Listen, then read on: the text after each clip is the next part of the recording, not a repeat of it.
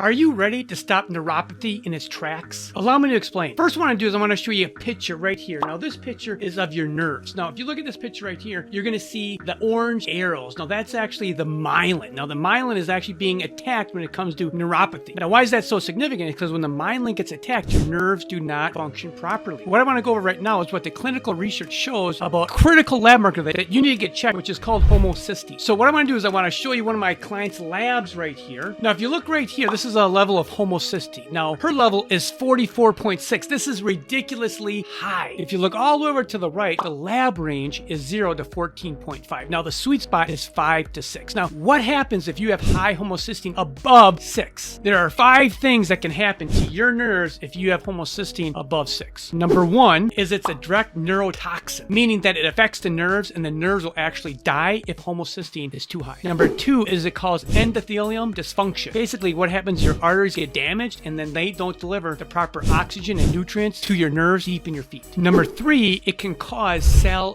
damage. Now when it causes cell damage, that doesn't allow things to get in and out of the cell, and that causes poor cell detoxification. Number 4 is high homocysteine causes defects in methylation. That's just a fancy word that says that's going to make your myelin sheaths. So if you have poor methylation, you have poor myelin sheaths, which increases neuropathy pain. If you've enjoyed this content, please like, comment, and share this with a loved one.